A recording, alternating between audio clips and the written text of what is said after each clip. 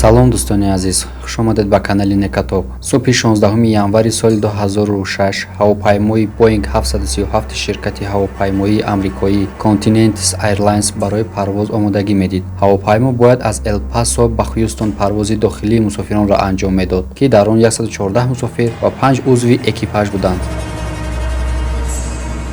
дар вақти тафтиши пеш аз парвоз пилоти дуюм гузаронида буд дар зери двигатели рост дар болои фарш як мояи рехташударо пайдо кард. Пилот дар ин бора ба командирҳои ҳавопаймо хабар дод ва онҳо якҷоя ба муҳаррик наздик шуданд ва ба хулосае омаданд, ки эҳтимоли хориҷи равған вуҷуд дорад. Командир дар ин хусус ба коркунҳои аэропорт хабар дод.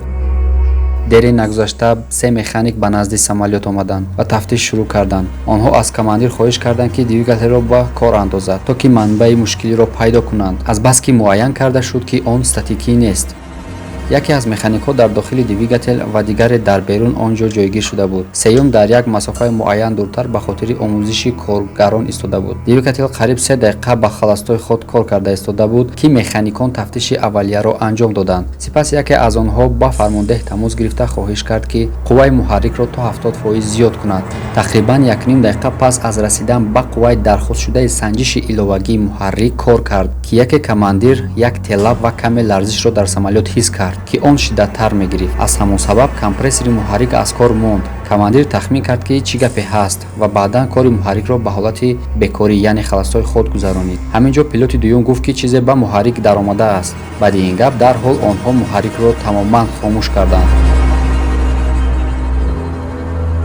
каме баъд маълум шуд, ки ба мотор чизе не, балки касе даромадааст ва ин касе механики 64-сола будааст. ду ҳамкасби ӯ ва як мусофири ҳавопаймо ӯро дидаанд. аз чӣ сабаб бошад, ки ба минтақаи хатарноки мотор ворид шудааст ва ӯро двигатели коркунанда дарҳол ба худ мекашад.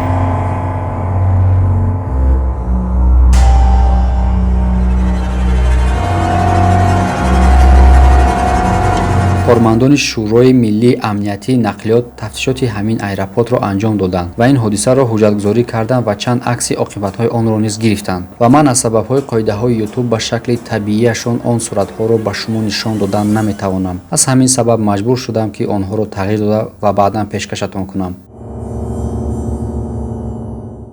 дӯстон, шумо тамошо ва рақобатҳои варзишии ҷолибро ҳамроҳ бо як Xbox ҳам ҷолибтар кунед. регистратсияи осон, пур кардан ва гирифтани маблағ аз тамоми гӯшаву канори дунё ва коэффициентҳои баланд ва муҳимтар аз ҳама бонус то $100 бо промокоди NECA. маълумотҳои лозима дар комментария ва ба шумо муваффақият хоҳонем.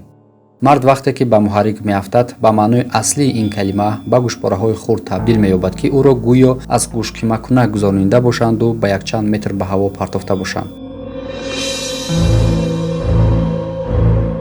суди медэксперт изҳор карда гуфт, ки бо сабабҳои хусусияти ин ҳодиса ва аз ҳолати боқимондаи ҷасад анҷом додани ташхис ғайриимкон аст.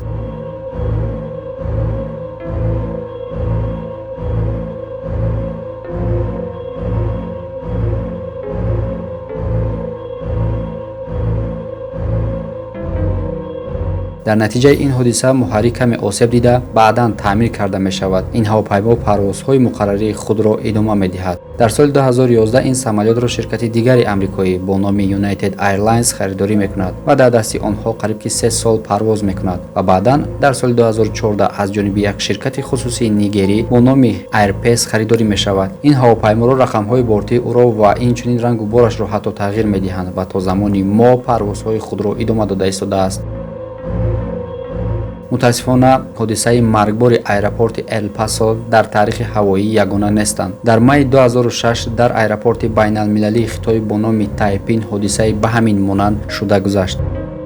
ҳавопаймои Boeing 737 Шанхай омодаи парвоз карда буд, ки дар ҳамин вақт як корманди заминии фурудгоҳро муҳаррик ба худ кашид. шоҳидон диданд, ки чӣ тавр як силуэти ба одам монанд дар назди муҳаррик дар як сония нопадид шуд ва пас аз он аз дохили муҳаррик дуди сиёҳ баромад. ҳодисаи дигаре монанд ба ҳамин дар моҳи июли соли 2004 дар Русия рух дода буд, ки як корманди хадамоти муҳандисии авиатсионӣ, як ҷавони 26-сола ҳангоми кашонидани ҳавопаймои Boeing 737 ширкати ҳавопаймои Air Astana ба ҳалокат расид. Дар лаҳзае ки ҳодиса рух дод, бача дар паҳлӯи турбинаи двигател буд ва ин ҳангом экипажи самолёт ба озмоиши двигател барои мувозинати таъмини ҳаво шурӯъ карда буданд. дар зарфи чанд сония ҷавонро аппарати гардишӣ ва баъдан ба вентилятори турбина кашида, дар он ҷо ба маънои аслии ин калима пора-пора мешавад.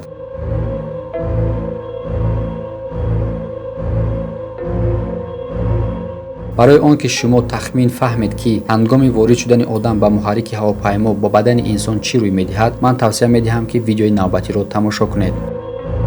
шахси калонсол дар масофаи 10 метр дар назди мотор истода кашиши онро ҳис мекунад. агар каме наздик шавад, дарҳол турбина ӯро ба худ мекашад. суръати вентилятор дар як дақиқа чанд ҳазор гардиш дорад. аз ҳамин сабаб ҷисми инсон ба порчаҳои ночиз пора-пора карда ба ҳаво пошида мешавад. аммо одам на танҳо дар замин, балки дар ҳаво ҳам ба двигател даромаданаш мумкин аст. чунон ки моҳи феврали соли 1989 ин кор шуда гузашта буд, вақте ки як Boeing 747 United Airlines аз Лос-Анҷелес ба Сидней парвоз мекард. баъди 16 дақиқа парвоз дар осмон, ӯ дар болои уқёнуси ором ҳавопаймо дари қисмати боркашаш кушода ва ба ду қисмат ҷудо карда мешавад. дар баробари ҷудо шудани як қисми фюзелаж бар асари таркиши декомпрессия, дар натиҷа 9 нафар ба ҳалокат расиданд. ҳамонҳое ки аз ин сурохӣ парида буданд ҳамроҳи креслаҳояшон. баъди тафтиш муайян карда шуд, ки дасти кам як нафарро муҳаррики ҳавопаймо ба худ кашидааст, ки баъдан пораҳои бадани инсон ва либосҳои дарида дар муҳаррикаш пайдо шуданд. хушбахтона ба халабонҳо муяссар мешавад, ки ба вуҷуди он ки самолёт осеб дида буд, тавонистанд ӯро бехатар фурудоранд. мутаассифона боқимондаҳои 9 қурбонӣ пайдо карда нашуд.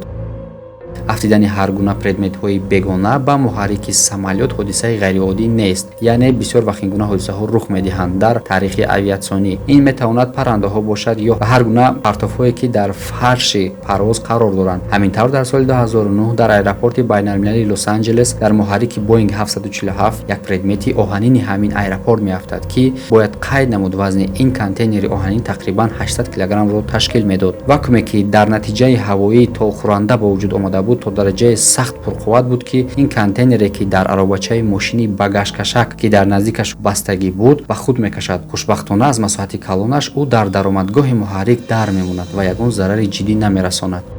ин рейсро дар натиҷаи фоҷиа ба таъхир гузоштанд ва худи ҳавопайморо ба ангар ба хотири таъмир кашида бурданд. тамошобинон, дар ҳамин ҷо навори имрӯзаи мо ба охир расид. дар канали мо обуна шуда занглоро пахш намоед то навори оянда дар паноҳи худо бошед. хайр.